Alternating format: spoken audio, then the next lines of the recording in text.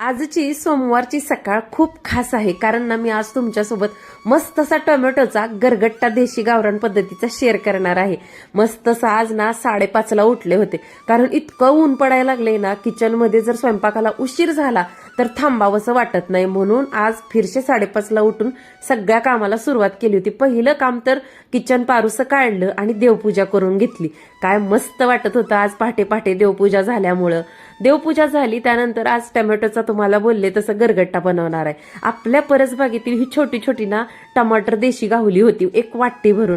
इथं एका गॅसवरती एक तांब्या पाणी गरम करायला ठेवलं होतं, त्याच्यामध्ये मटकीची डाळ आहे ना ती स्वच्छ धुवून नीट करून टाकलेले, अगदी छोटी एक वाटी, आणि त्याच्यामध्ये हे अख्खे छोटे छोटे 7-8 टोमॅटो होते ते टाकलेत।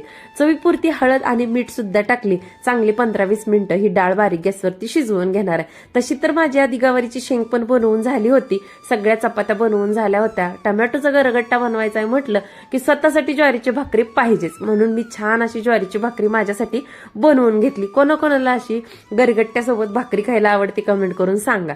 तोपर्यंत इकडे आपल्या गरगट्ट्यासाठी शिजवलेली डाळ आणि टोमॅटो सुद्धा शिजून तयार होते। पळीच्या साह्याने ना हे फक्त टोमॅटो आहेत ना ते घसकुटून घेतले। मी तुरीच्या डाळीचा गरगट्टा भरपूर वेळा बनवला होता, पण हा गरगट्टा ना स्पेशल मला पल्लवीने सांगितला होता की तू मटकीची डाळ घालून या देशी टोमॅटोचा गरगट्टा बनवून बघ, खूप भारी होतो। लोखंडी कढईमध्ये ना 4-5 चमचे तेल गरम करायला ठेवलं, भरपूर जिरे आणि मोहरीची फोडणी टाकली, देशी लसूण चांगला चेचून टाकला, थोडीशी हळद, हिंगपूड आणि चटणी आणि कोथिंबीर टाकून घेतली। 1 मिनिटासाठी परतून घेतला आणि हे टोमॅटो घसकटलेली डाळ या कढईमध्ये ओतून घेतली। आहा, काय भारी झालता म्हणून सांगू हा तुम्हाला गरगट्टा। आत्ता सुद्धा व्हिडिओ बघताना आणि व्हॉइस ओव्हर करताना तोंडाला पाणी सुटत होतं।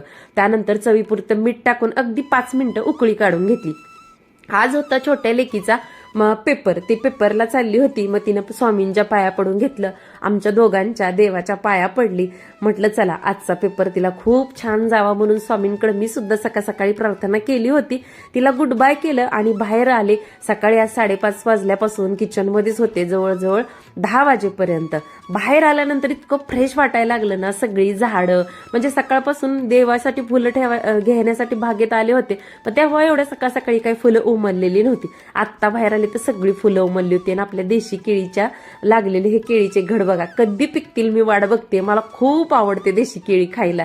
आणि हे बघा कलोंचो, हे कलोंचोची फुलं आहेत ना, इतकी नाजूक लाल बुंद रंगाची फुलं येतात ना।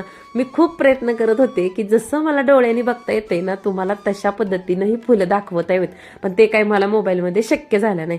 आता माझं तिखट संपलेलं आहे साठवणीचं, ते करायचंय म्हणून मी मस्त अशा मिरच्या आहेत ना त्या नीट केलेल्या आहेत आणि इथं वरती सुकत घातल्या होत्या सकाळी आणून। मग म्हटलं चला मस्त यांना ना पातळ पसरून घ्यावं, कारण सकाळी खूप गडबडीत पसरवल्या होत्या, त्यामुळे काही जास्त व्यवस्थित पसरवल्या गेल्या नव्हत्या।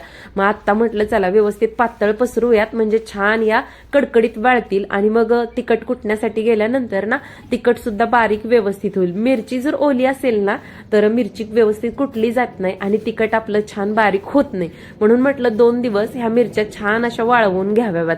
त्यानंतर मिरच्या वाळवून खाली आले, बघते तर काय चिंगी आणि बेला आणि सोन्या इथं खेळत होते। काय मम्मी सोबत त्यांची मस्ती चालू होती ना, मी तुम्हाला सांगू शकत नाही। भारी वाटतं या पिल्लांना खेळताना बघून, अगदी आईसोबतचं आपलं पण बालपण आठवतं। बघा किती खोड्या करते त्याच्या आईला, दोघं मिळून खूप चिंगीला सतवतात, पण ते बघण्यासाठी ना भारी वाटतं आणि मन प्रसन्न होऊन जातं हे बघत असताना त्या तिघांचा खेळ। घरात आले, घड्याळात बघितलं तर आता तुम्ही समोर बघू शकता की फक्त 10:20 झालेत आणि माझी घरातली आज फक्त अर्धा तास लवकर उठल्यामुळं सगळी कामं झाली होती। आणि म्हटलं चला आता बाहेर जाऊया आणि थोडीशी बागेची साफसफाई करूया। व्हिडिओ एडिटिंग ह्याच्या नादात बागेकडे दुर्लक्ष झालं होतं आणि समोर फांदी बघताय ना तुम्ही, तर ही गुलाबाची फांदी कलम सोडून दुसऱ्या ठिकाणाहून फुटली बघा। आता कलम वरती आहे आणि ही फांदी ना बुडातून मातीतून आलेली, तर ह्या फांदीला फुलं वगैरे काही येत नाहीत, फक्त ती वाढत राहते आणि आपल्या झाडाची सगळी एनर्जी खाते। म्हणून तुमच्या पण गुलाबाच्या झाडाला अशा जर फांद्या येत असतील ना तर त्या लगेच वेळोवेळी कट करून टाकायच्या, म्हणजे झाडांची वाढ छान होते। आता तसं तर उन्हाळा चालू आहे आणि कसलं भयंकर ऊन पडतंय ना की म्हणजे झाडांना नवीन कोंब जरी फुटले ना ते जळले जातात आहे. तर म्हटलं चला थोडंसं झाडांची कटिंग करूया म्हणजे त्यांची एनर्जी वेस्ट जाणार नाही आणि नवीन येणाऱ्या फांद्या आणि फुलं आहेत ना ती छान येतील. तर मला वाटतं की माझ्या बऱ्याच गुलाबाच्या झाडांना ना बघा अशा फांद्या फुटल्या होत्या, त्या सगळ्याच मी इथं कट करून घेतलेल्या आहेत. बऱ्याच ताईंच्या कमेंट येतात की तू गुलाबाची झाडं वगैरे कशा कट करते. तर बघा फुलं येऊन गेली ना की फुलं जिथून येऊन गेले त्याच्यानंतरचा एक 4-5 इंचाचा भाग जरी तुम्ही कट केला ना तरी पण चालतो. आणि देशी गुलाबाच्या म्हणजे जे आपण विकत कलमचे गुलाब आणतो ना त्याच्या फांद्या कट करून लावल्या ना तर त्या फुटतात कदाचित, पण त्याला फुलं येत नाहीत. बऱ्याच ताई म्हणतात की कटिंग लावताना दाखव. तर आता देशी गुलाबाची माझ्याकडे झाड आहे, त्याची जेव्हा कटिंग करेन ना आणि एखादी फांदी लावून दाखवते तुम्हाला.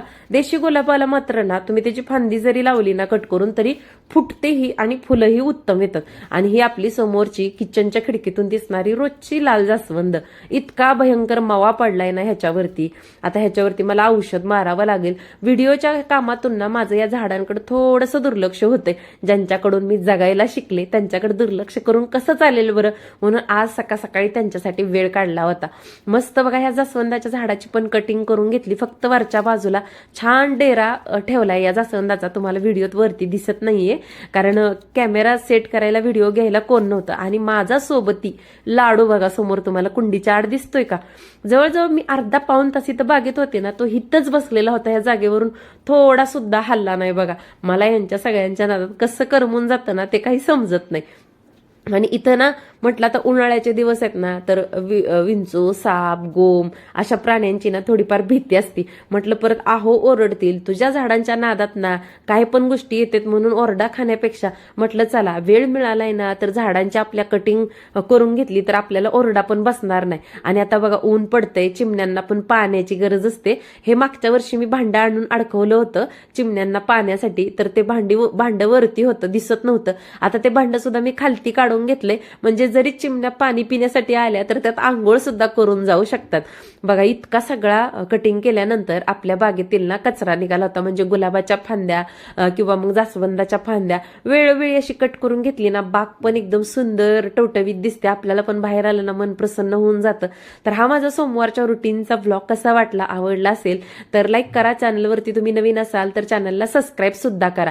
आणि बघा कमेंटच्या शेजारी थोडंसं स्लाइड म्हणजे सरकवलं की तिथं हाईप असा ऑप्शन येतोय, तर तुम्ही हाईप सुद्धा करा जेणेकरून माझे व्हिडिओ इतरांपर्यंत पोहोचतील. नंतर भेटू छानशा व्हिडिओ सोबत. तोपर्यंत